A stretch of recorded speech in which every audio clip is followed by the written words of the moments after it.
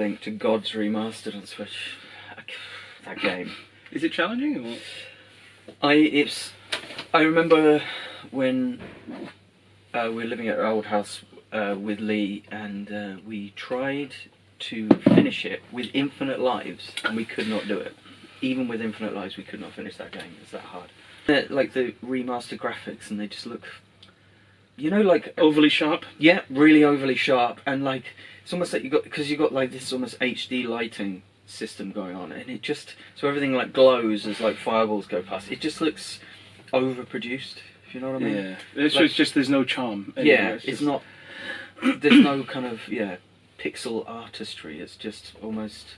It looks pre-rendered or something. It's weird. It looks like it's created by a machine. Put it that way. As we all were.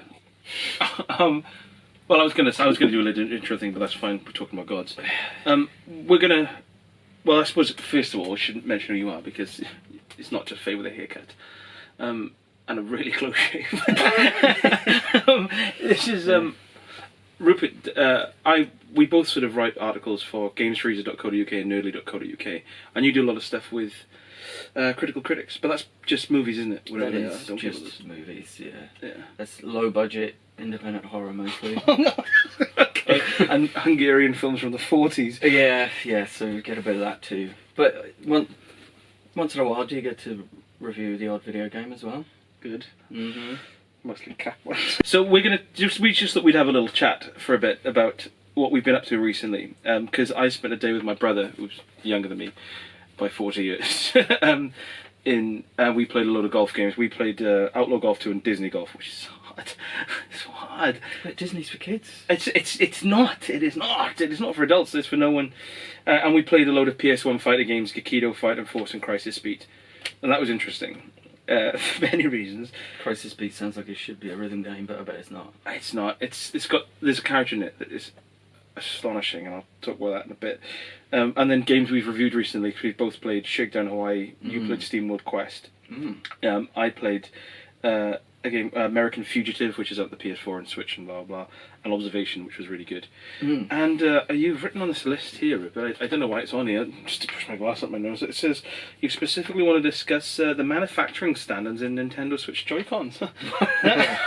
Or lack thereof, I think, is the point. I love the. We may as well kick off with that. I really love the Joy-Cons. I love them, and in the when they work in the sort of handset, and I actually almost prefer them to PS4 pads because they're so sort of compact and like they are comfy. Yeah.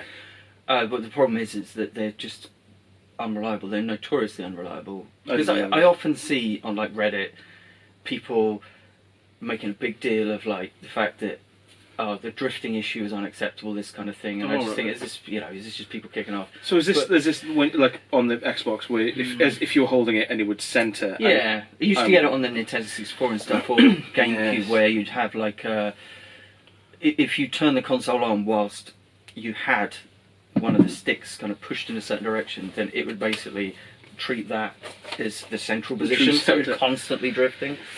Like my parents away from each other, really.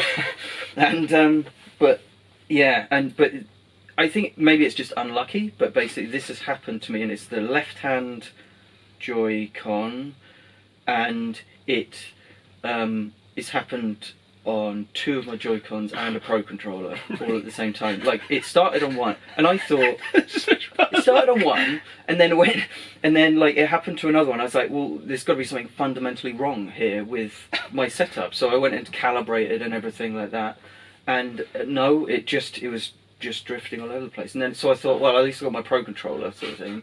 No. Same thing? Yeah, Pro Controller, which is one of my favourite controllers. It's so beautiful. Yeah. The batteries on those things. The batteries on those things. Well, they might as well not have a charging port.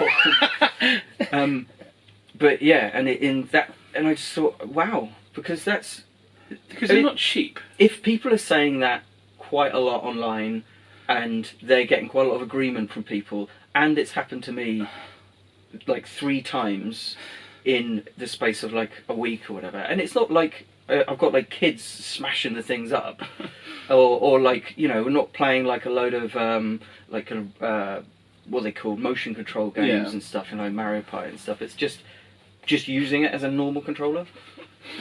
And Just like a normal man for 18 hours a day. And like a lot of the time, I'm using the D-pad, so I'm not even using that a lot of the time. So it is shocking. And to be honest, they're expensive.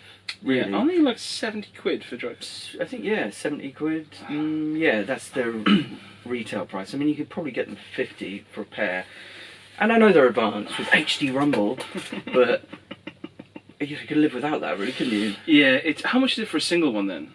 It depends. I'm not sure whether Nintendo themselves do that. So it'd be a third party. Well, there's the other thing. So you'd have a third party one and an official one. Yeah. Well, I looked. Of course, you look on eBay. You think, oh, I better get it cheaper on there. Oh my God, it's an absolute minefield of Chinese hell. Like, because there's just so many like imported, like shoddy, like Chinese made, like they cost like 25 quid or whatever, and it's like. They just look wrong. They don't even look like the actual Joy-Cons. And you're like, I do not trust that. No. 6 weeks to deliver. I could build my own in that time. It's probably a better quality as well. Yeah, so that was disappointing. The only thing I've had with it was I noticed I was playing a game and I think the D-pad was used to like flick between items or weapons or something. This is about 2 or 3 months ago. I pressed down on the D-pad and I thought, feels a bit sticky, a bit weird. And I really don't. I don't like my hands being sticky, so that, like I don't have food and drinks when I'm doing it. And I was like, that feels really spongy and sticky. I don't like that at all. And it's gone now. But there was a moment where I thought, don't break, because it's so tedious when controllers break because you're just buying stuff you've already got. Yeah, and this was particularly bad for me because, of course, okay, you got one Joy-Con here, but I need my main left-hand Joy-Con. That's the one, and then you get 3. Breaking it all at the same time. It's pretty dispiriting, and you think to yourself, well, if I buy more, is it just going to happen again? If it can happen this have Nintendo acknowledged it at all?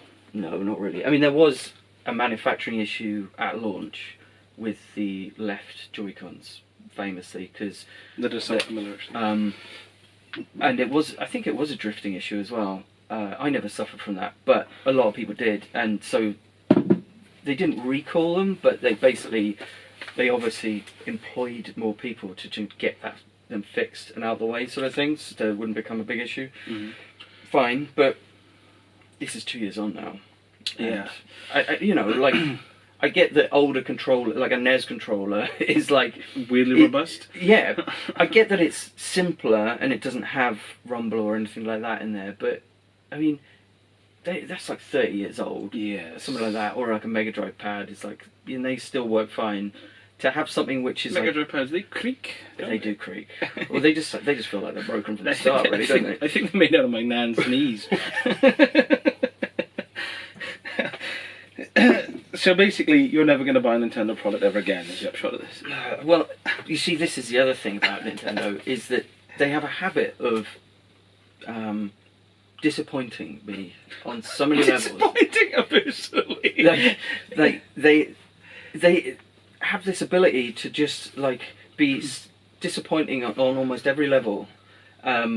Whether it's like online infrastructure, whether it's like the store, whether it's pricing, whether it's manufacture, whether it's the power of the console. There's always something slightly disappointing about every aspect of them, and yet I can't drag myself away from them because they make such brilliant games, and their branding is so amazingly clever and sort of nostalgic. They've got such a rich history and stuff, and they do make good games. So I can never really pull myself away from them. So clearly, I will be paying like 60 quid for another pair. Yay! That's the moral of the story. You basically suck it in. Yeah. Knowing that it's a load of shash. I'm like the world's best consumer. Completely ignoring any flaws. Like, I've just outlined the problem with everything about them, and yet I'm still going to just pay into it. Unquestionably, like, oh, that's broken. Straight online. Yeah, rubbish. Total rubbish. Right, get on. I better get another one in case this one breaks as well. Yeah, get a backup because the last one broke. So moving on to the games we've both played in the last couple of weeks. Shakedown Hawaii. Shakedown Hawaii is good. It's a good game. It's really good. I don't think I've played a game so pacey that's so quick. It's relentless. It's isn't just it? like boom, boom, boom, straight through. And when I finished it, and I haven't 100%ed it, I did buy all the buildings casually as I went through, because that was weirdly addictive as well. And yeah, did you find yourself just like, whenever you're on like the map screen, just like buy up a couple just more? like, bye. Yeah, I'll keep running around. Just Like, sometimes I don't even look at what they are. I'm just like, bye. Yeah, and then going in, it was just really addictive, the way it was so snappily designed, even in that aspect. I found myself in the middle of a mission which would take like a minute or two, and it's 7:30 in the morning, by the way. It's not. It's 7:45. So we'd be. Are you drinking Smirnoff Ice? I had a bit of vodka. I know it does look like the kind of stuff, the salty water my nan used to give me to gargle when I was a kid. At knife point. It was like vodka, and I had a bit of an energy drink, so I was hungover this morning, so I started drinking again. So I just mixed it together. It's a gamer's breakfast. So I found myself in the middle of a mission in Shakedown Hawaii, which took like 2 minutes. I know. And I'd think, after this mission, I must remember to like go into the map and buy some stuff and look at the buildings and stuff and sort out my finances in it. But the game was so fast that I'd finish a mission, he'd get his phone out, cutscene, boom, next one. And I just found myself playing like, after this, it was like, it's getting late now, after this mission I'll go to bed. And it would do that, I'd do that for like 45 minutes. Yeah. It's the first game in a long time. I think the last one was The Witcher, where I found myself playing into the night until my eyes were burning and with tiredness, because I was just loving it. It's kind of like a mobile game, in a way, in that regard. In that its compulsivity, the way it's so quick. Like, almost like a clicker, really, because you really just, like, money is not really a factor. It means nothing. It means nothing, because you're basically always going to have enough money, and it's just a question of, like, look at how much something costs, do I have enough money, I will buy it, and that's it. Yeah. Because everything you buy, of course, brings more money in as well. Got to spend money to make money, as he says at the start. But I just love the humour in it. I just think it's so scathing about everything. It's not just like anti-capitalist. It's like it's mocking everyone equally. I found myself as well when we were doing some of the missions, and it was when the game goes into this sort of area of how companies put themselves across environmentally friendly when they're actually just trying to save money and cut stuff out their products. Yeah. And it kind of dawned on me, I thought, God, that does happen. And I found that a lot when a mission would happen, and then there'd be one of the little funny cutscenes. I think, God, that's so on the nose, it's so right about it, and it just cuts straight to like, this is what they're doing. Yeah. And as consumers, you just kind of go for it. And what's brilliant about it is that the protagonist will point out the fact that it would be like, oh my God, I can't believe they're doing that. They're ripping people off. And he goes, what an amazing business model. And they just go straight into it. Yeah. It's so funny all the time. Instantly, every time it happens. I want a piece of that. And it's different. He gets ripped off and he keeps getting off for credit cards. He's like, what an amazing idea, I'll do that. Getting irritated with the things he's about to get involved with. And of Ron's face, his assistant, every time he says, I can't believe the companies are doing this. And then Ron's like, I know, it's disgusting. We've got to get in on it. And that... that pain, that slight pain grimace. Like a twinge of agony. I never got bored of it. Yeah. And it was nice as well, because it was. I remember playing the original Retro City Rampage, and when I finished it, thinking, hopefully the next game just moves forward a generation, because this in a 16-bit and then 32-bit would just be amazing. And the fact that happened. It was perfect. Another thing about it that was really, which showed how much I enjoyed it, was I played it and I thought it was like 2.5 hours, 3 hours from start to finish. 9 hours I spent on it, and it really didn't feel like it. I would have said it does distort. It distorts your perception of time because it's so snappy. Like you can do like 5 missions in like 10 minutes. Yeah. Sort of thing. And there's 126 missions in there as well. So really. Yeah. Yeah, it is tasty. Like the music's amazing. I would buy that soundtrack. It's so good. And I love the fact that it's got the 10 radio stations as well on the cards. So that was just a really, really solid game. Anything about it you didn't like? Nothing yet, really. Of course, you haven't. I'm not sure about the combat, because maybe I'm missing something here. But it's essentially just you kind of like holding down a button to lock onto someone, shooting them. But it's I kind of rather it was a bit more twin sticky. Well, you can just ignore that and use the twin stick. Oh, can you? You really? can just totally not press square and just use that. Right. Yeah, really? That's what I did. Because I found it was a bit automatic. Because when I was going along, especially when you're the consultant, you're taking on the cartel. Yes. Good. It's like it felt very automatic. Like I was walking forward and just holding down square. But and it was annoying having to like walk towards someone to aim at them. So. But you can just twin stick it up and you just ignore amazing. It. Oh, well, my one complaint then it turned into something amazing. So. I'm down with that. You've got here, I haven't played this yet, but I'm a big fan of the games in general, Steamworld Quest. Yeah, Steamworld Quest. I didn't I think it's the weakest Steamworld game so far. Right, moving on. Okay, slight break. Yeah. 15 pints later. Yeah, we had a bit of a break because the camera was full, and then the battery went dead, and then we got sidetracked playing a game we'll talk about later on. So yeah, we were at Steamworld Quest. Oh, that was where we're at. Wait, before we get back into that, what were we playing whilst we were on a break? Oh, Warhammer Chaosbane. Or was it Diablo 3? I'm not sure. It may have been Diablo 3. Yeah, it was so similar, apart from the fact that Diablo 3, like you said, was 60 FPS and this was 30, which is fine. For no reason. I don't know why that is. Yeah, because like you said, it's 6 years old, so... It's just literally no reason for that. But yeah, it's pretty good. Yeah, it's one of those... It's a good... Like, we're having a few beers, and it's one of those games that you can just chat and get on with it, sort of thing. It's so mindless, much like Diablo 3. Yeah. But, yeah, it's alright, isn't it? Yeah, solid it's quite title. satisfying. Just smashing hordes of enemies. It's weird how much fun it is in those games to just unlock new powers and just collect money and just... It's so rhythmic. You're doing the same thing in a looped sort of way, but it's weirdly satisfying. Yeah, it's almost MMO-like in its kind of... Simplicity. Like, simplicity of just... You're just going out there, killing X number of beasts, beating a boss, loot it, boom, move on. I wouldn't know. I mean, obviously Diablo's first, but to say which one was better, they just seem so interchangeable. Yeah, it is so interchangeable, let's say. Yeah. Say it out of 10. Excellent. Steamworld Quest. Yes, so this was... I'm just going to tuck into my ice screen. So, I'm a big fan of the Steamworld series. They are really good. This is the weakest of the Steamworld series, but it's still good. Okay. So, the Steamworld series up to this point has been... What is it? We've got Steamworld Dig, which are kind of like... kind of adventure like Metroidvania type platformers. Yeah, with a dig dug thing. Really good. And what else? Steamworld Heist. That was really tasty. Really good. Like that was really kind tasty. of 2D turn-based combat. That was really cool. They were really good. Steamworld Quest is a bit different. So it's still set in the same universe, but it's a bit more kind of fantasy-like, so you have kind of dragons and stuff like that, but there's still like robots and things, so it's the same kind of sense of humour. The sense of humour is amazing, still, like it's really well written. Where are they from? The American developers, or? I think they're Scandinavian.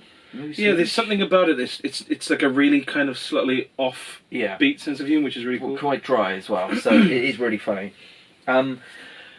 It's still really good natured and stuff. But in this, it's more of like a kind of turn-based kind of RPG. Okay. What kind of, like isometric or? Sort of side-on isometric. It's basically 2D.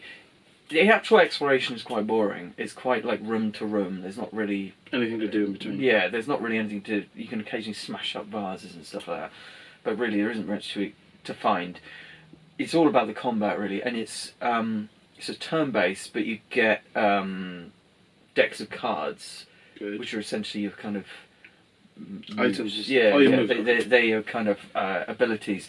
So you have like you have a team of 3 dudes, choosing from a squad of 5, and you choose your deck for each one, and that comprises your kind of skills for that battle. Is it? Well, you can swap them out at any time, really, and you can upgrade the cards and stuff like this. So, it's pretty cool, and it's a bit weird because it has these weird difficulty spikes where sometimes you'll be... I think it's to make you try and use different different combinations of characters and stuff. So you get to... Sorry to interrupt. You get to a point where it's like you get to a boss and it's just like you just can't hurt it at all. Yeah, and it's... Oh, right. So that's 200 quid. I didn't see where it was. It probably is about 200 quid as well. I'll put it on to make sure. Oh, the Mega Man lanyard. I don't know what that... I think Faye's brother got that for her. That's awesome. A Mega Man lanyard. So you get to those moments and suddenly it'll be immune to range attacks or something like that. So you have to swap it out for another character. Can you do that on the fly? Yeah, but the other character you might not have leveled up, sort of thing. So then you'd have to go back and level them up. Grind. A bit. You kind of get these like challenge levels where you can specifically for that reason. Okay. But I put it onto an easier mode to get around this issue because I kind of like the squad I was in, and I like just developing that squad. You didn't want to, yeah. I couldn't be asked to like swap out characters and stuff like that. So I was really settled on this one. I had a good balance to it. But yeah, they reuse some enemies quite a bit, like enemy models and stuff. So that was a bit disappointing. It's just it felt a bit Generic? bit generic, a bit lacklustre, and yeah, so it wasn't the best, but it's still fun. The combat's really good, and you can tell that if you got really hips deep, it could be. You could spend a lot of time with it. If you put on a harder mode and thought, right, I'm going to really exploring its systems and stuff, and really playing it as it's meant to be played, rather than just basically switching to easy mode and pounding through. Yeah, so true. With did you finish it? I did. Because you finished all of the Steamworld games, haven't you? Now I have, yeah. I think in one sitting. Jesus. Yeah, and yeah, I think they're definitely outside their wheelhouse, so to speak, but not bad for a first go of trying something quite different. Yeah, because I suppose you had Steamworld Dig, which is the first one, which is that Dig Dug Metroidvania exploration, and then was it Heist, and then Steamworld Dig 2? Yeah, and now this. Yeah, I think the way that development house, they kind of remind me in the way they're sticking in the same world but trying different things of the Abe's Odyssey series. Yes. Where with like Oddworld Stranger's Wrath, which was really, really funky game, but totally different to anything else they did. And it's quite nice that they are just trying these things as opposed to just sticking with. Yeah, rather than just. I mean, they could. The temptation is, of course, now is to just like make something as a kind of constantly evolving single entity, like kind of games as service. You know what I mean? Like get onto a good idea, make it popular, and keep iterating on that. Whereas they are genuinely trying different things. So because obviously they've released a game that you didn't like as much as others, I'm assuming you've just completely knocked them on. Oh yeah, totally disappointed. Never buying from them again. In fact, I'm going to try and get refunds on other games all my other years ago. Steamworld games. So I've played it for 14 hours. I hope you don't mind. So that's a decent length for like a turn-based RPG as well. Yeah, it's fine. Yeah, it's yeah, it doesn't outstay its welcome. I mean, there is a bit of repetition, but I think I only felt that because I wasn't really getting into its systems that much. Mm-hmm. Partly because it's not really my kind of game, to be honest. Like the furthest I've really, the most of those sorts of games, like the card-based battlers I've played, would be something like Paper Mario or something like that, you know, like. Speaking of card-based battlers, I don't know if I can see it in here now, but the amount of time. About 2 or 3 games in there. I'm surprised I just can't see them on these empty shelves. On the Neo Geo Pocket Color, I think it's called Card Fighters Clash. My God, I played that. Luckily, the screen isn't backlit, so I have to play it in bed, like hunched under a lamp, like nature intended. But yeah, I pounded time into that. So yeah, the other thing you've written on here, I don't think you received it for review yet, is Among the Sleep. No, I haven't played it, but you've played it. I have played it. I don't want to say too much. I enjoyed it, but I enjoyed it up to a point. It's a horror game where you play like a 2-year-old toddler, isn't it? Yeah. So you see everything through the sort of eyes of a child, and it's quite nice. What I really liked about it is how, obviously, everything happens, and you kind of see it through a child's context, so you just don't really understand. There's no like sort of. It's quite nightmarish in how things just happen and how it switches between like a real world and a fantasy land. But I remember there being a certain point in it where it's really nicely linear and you kind of work through it. It's really atmospheric and it's really well done. And there's some quite creepy moments. And there's a bit where it kind of opens up a bit. And I get the impression that halfway through development the team played Slenderman and went, oh, we could put a bit of that in there. And you think, it's awkward. No, I'm just being chased in it. I can't. It's almost like the Five Nights at Freddy's thing, where the most tense moments, the most sort of jumpy moments, are kind of for me the worst because you can't relax and enjoy it. You're constantly on edge and just think, oh my god, I just want to get through this bit. And what was the issue with Slenderman? It was that like kind of Outlast type thing where you're being stalked.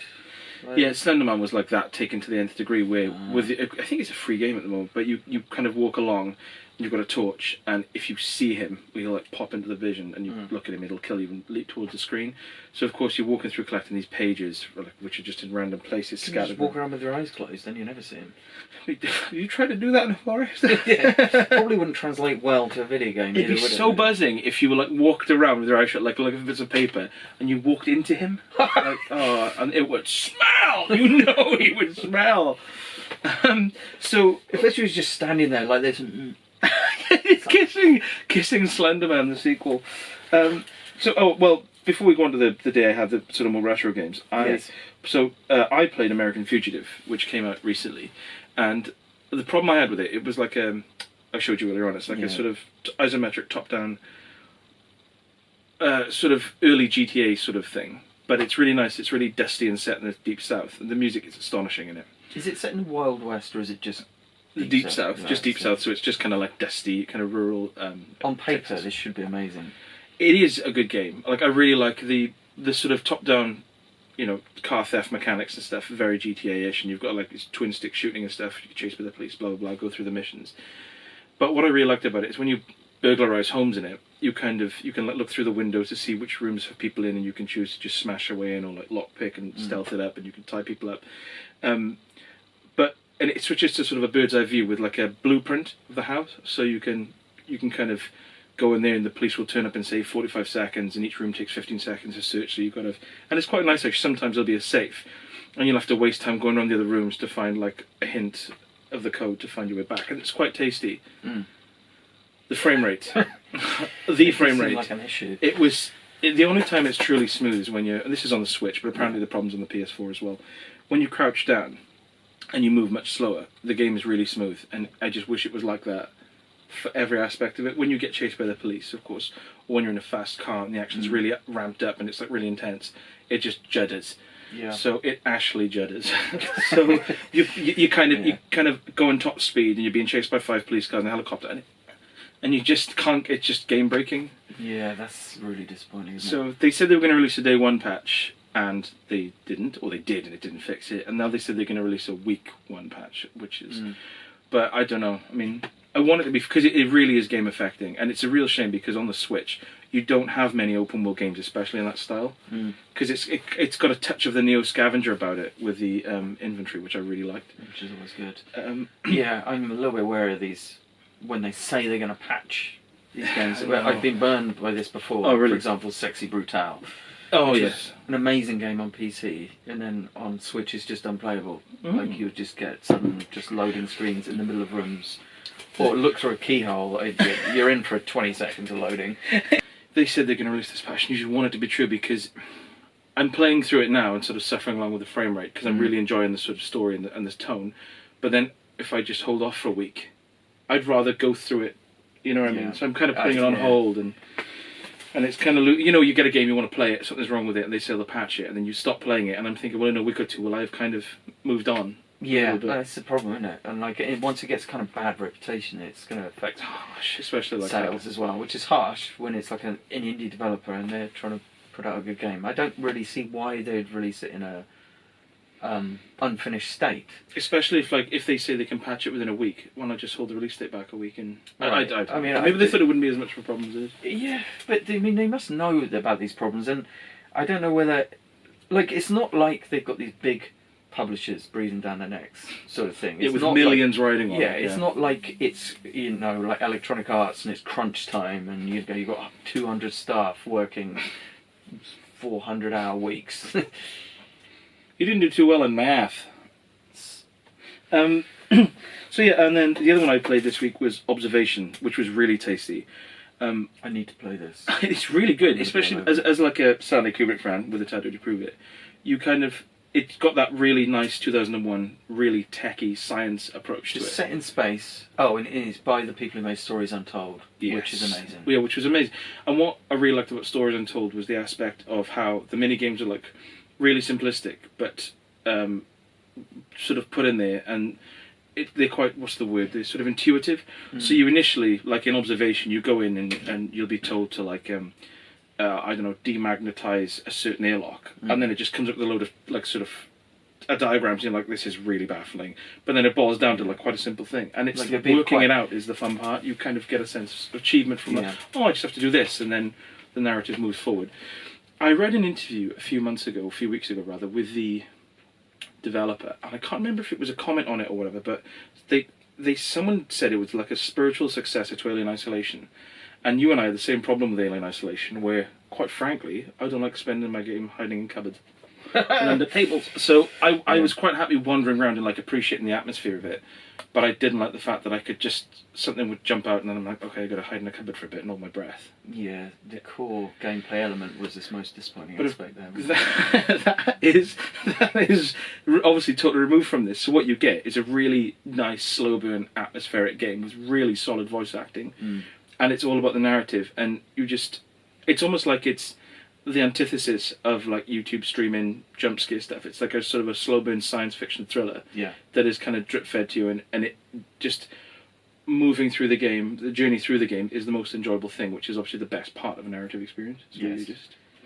Yeah, I found Stories Untold really surprisingly good, considering it's kind of secretly very simplistic, actually. Like, all the puzzles are actually really simplistic, but they're wrapped up in this kind of very esoteric, like, shell. Like, you get like a manual and it'll just be completely baffling, but then you realise actually it boils down to some pretty simple symbol-based puzzles. Yeah, it's that thing of like world building in a really clever way, where you get a sense that there's something going on around you that's like really involved, but you can actually navigate it in a really intuitive way. Yes. So it's very clever. It's really well done. I mean, it's almost like a lot of the stuff in Observation. You could just ignore it and plow your way through, but again, just like through the cameras and the spheres and with the sort of static VHS style visuals making your way around, it's getting the atmosphere and the tone is like the best part. Yeah. So I really liked it. So, but then I kind of assumed I would because of how much I enjoyed Stories Untold, which you told me about. Yeah, Stories Untold, going back to that again, it really drew me in that very first... Oh, with the Commodore. It's like a text... I won't spoil it because it's such a cool idea, but it was such a simple trick and such a scary idea. I just thought that's brilliant. And then you actually just genuinely get quite involved in the story. Yeah. And I hate stories in games, I couldn't care less. But so, the fact that I actually did care... Sorry, I could care less, yeah. That doesn't make sense, just couldn't. Yeah, it is, isn't it?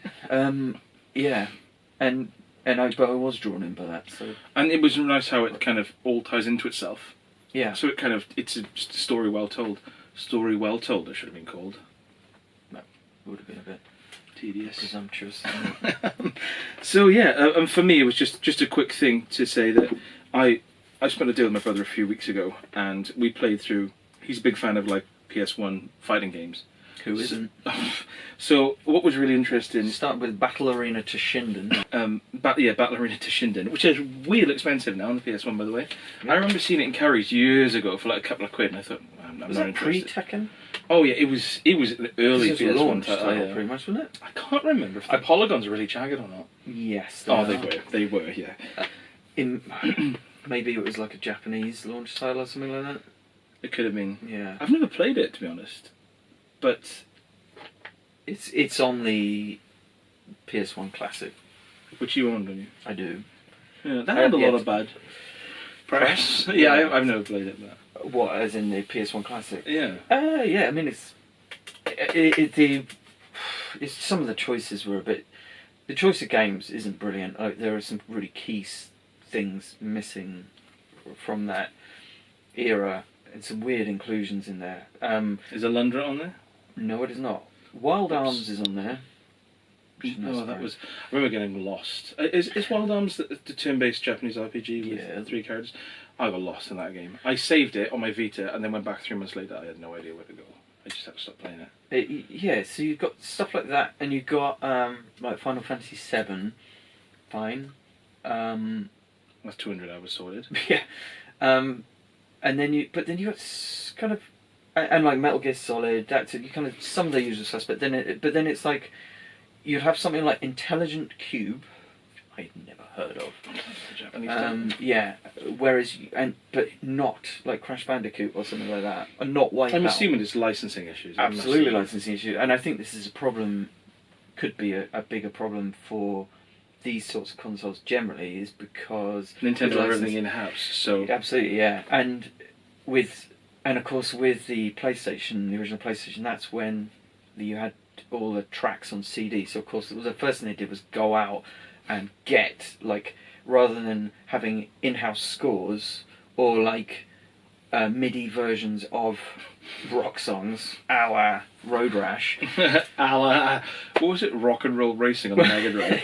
They would have actual songs, CD quality songs, wouldn't they? So of course with Wipeout you got Prodigies. And all these kind of things. Because then if they want to re-release it, the record label has to get involved. They have to get permission from them. They probably want money. They probably do want money. Yeah. So I guess that's why they just thought, I can't be asked for that. That is a shame, because it's that is a real shame. But then, I'm intrigued to see what list of games are actually on there. It's 30, isn't there? 20. And also, it's the original PlayStation pad. So without the dual. You get 2 of them, to be fair, but tank control. I think Resident Evil's in there. Oh, so Capcom didn't mind doing it. Yeah, they're alright. Oh, the tank controls in Resident Evil. Oh yeah. Oh, Siphon Filter as well. Oh, the best roll animation in gaming and running. He was pegging it in that game. Absolutely. Have you played it yet, where you taser someone until they literally burst into flames? I played that game to death. Yeah, I love it. In uni 20 years ago. Yeah, I did love Gabe Logan. What a man. It was so good, that game. And yet, playing it again. Whew, like trying to get a headshot. Trying to get a headshot with a D-pad, my God. I remember playing that with my brother, and in the split screen, like 2-player battle mode, it's amazing because, of course, the auto aim in that game is so good. So you'll see someone start shooting it, and they will like turn away, and as they're running away from you, you're like, every shot is hitting you. You're chucking grenades blindly into the darkness, and every one lands in your mouth. Because it's such muddy graphics as well, and it's all set at night. You cannot see anything. It's like you're just relying purely on auto aim. Yeah, so wherever you are in the map, it's just black and nothing, and then you hold on R1. It's gone in. It's like Rutger Hauer in Blind Fury. What a film. Anyway, so yeah, we played 2 golf games. Well, I'm not going to go too depth on this because obviously it's golf games, but Outlaw Golf 2 is like an adult golf game with like smutty humour and stuff. But really? Yeah. I was going to joke. That was going to be my joke. Like, oh, you mean it's got naked women in it, but yeah, and like the two main females are called Summer and Autumn. They're just in like skimpily clad. It's really sleazy, and the commentary. The thing is, in like golf games, of course, in sports games, if say with golf you've got like I know you don't play, but like you've got the fairway and the rough is bad.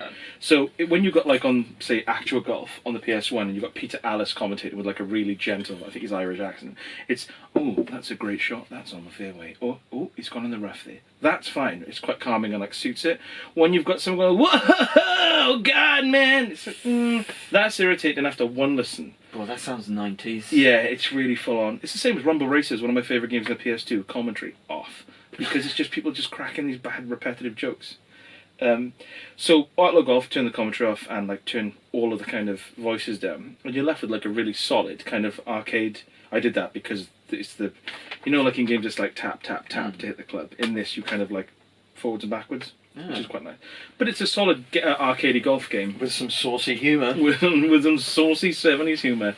And then we played Disney Golf, which is the hardest golf game I've ever played, because it doesn't... You know when you play a golf game and you go in there and you say you land on the fairway and you've got a shot going on the green or whatever, it'll give you like pretty much the club you need, and it'll roughly set up the shot for you, so you can just kind of twitch it a little bit and off you go. Not in Disney Golf. Especially a kids game by Disney. Yeah, I mean there are probably not many 8-year-old keen Disney loving golfers out there. So when you're playing it, it just doesn't set anything up for you, so you'll be facing the wrong way with like a totally different club, and it's that the camera isn't automatic, so you have to kind of use, it's like left and right and up and down, so you have to like float to the camera behind your character to just see what you're doing. What?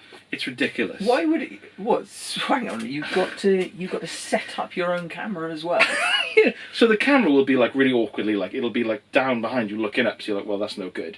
So then you've got to like move it like in a sort of square weight behind you, and then like tilt it and pan it down so you can see your own shot. It's just really come on, Donald, come on, grab the tripod. Right over here. Do me a favour. And Nicky's in there as well, not as a playable golfer, but as a commentary thing. So he's like, oh, great shot! And he'll just keep saying it. Why? And he got this Why gif. is he not a playable character? You would have It's a gif. Whenever he comes on the screen and says anything, he stands there doing this. So it's just like he's haunted by his own hands. It's really weird. And the final thing is, it's really difficult because the power bar goes up, and instead of going up and coming down, if you don't do it at the right time, it goes and then flies down. So you totally mess up a shot. It's a kid's game. It's so like it's the harsh. hardest golf game I've ever played, and it's a kid's game. So obviously played that for 6 hours straight with a TV off. And then we played a load of PS1. I know this now. A load of PS1 fighting games. Now, when you think of the PS1 fighting games, just check how much time we've got left. 12 minutes, good. You think of like the problem with them is on the Mega Drive and the SNES, you had like Final Fight and Streets of Rage, the big ones, and they're fine. And even like Battletoads or Two Crude Dudes, they're kind of fun side-scrolling brawlers. When they went 3D, it was problematic. So everyone kind of remembers Fighting Force, that's the big one. And we played Fighting Force, Gekido, and Crisis Beat.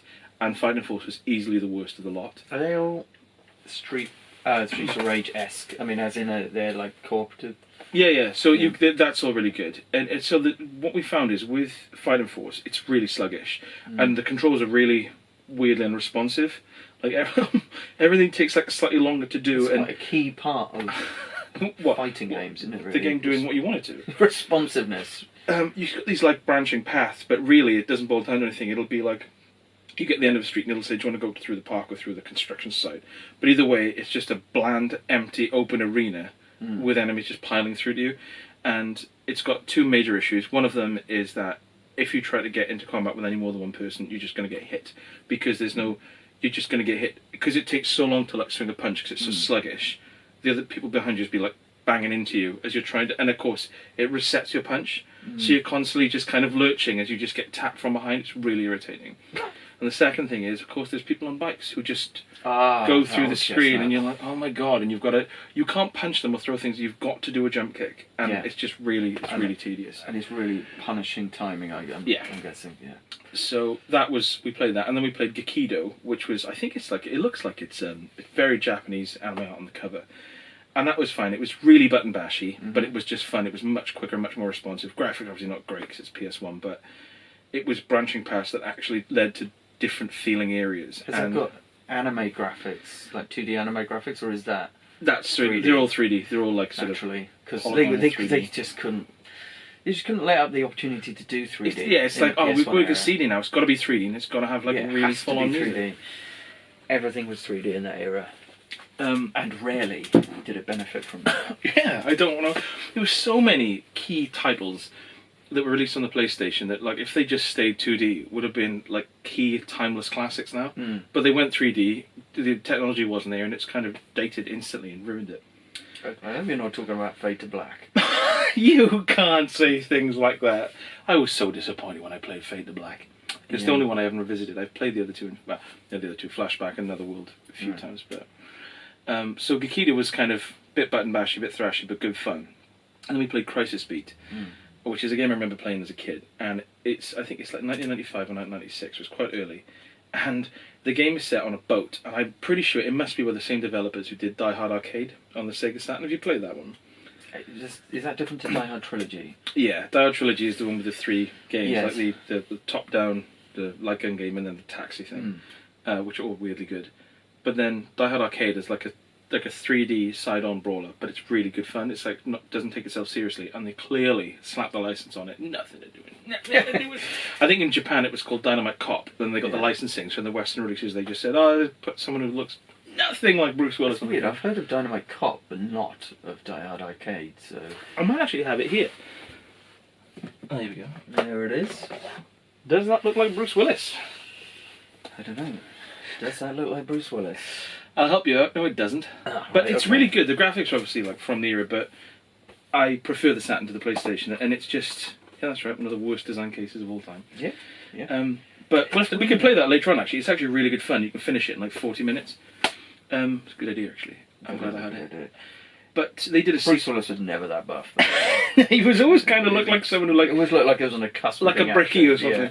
And then the sequel, Dynamite Cop 2. Which was just nothing to do with Die Hard, was on the Dreamcast, and that's just bonkers. Just like a really fun game. There it is. So, it's a good idea. As we talked about them, I should have put them up. He just looks like an accountant. Oh no, it just doesn't look like Bruce Willis. And even he's even like looking at the camera like, I don't look like Bruce Willis. I love how he's like at the bottom of the building, so he's out. He's not trapped in the building anymore. Yeah, he's fine. It's like stuff's going on behind him. It's like, but I'm glad I'm not in Can I help out down here?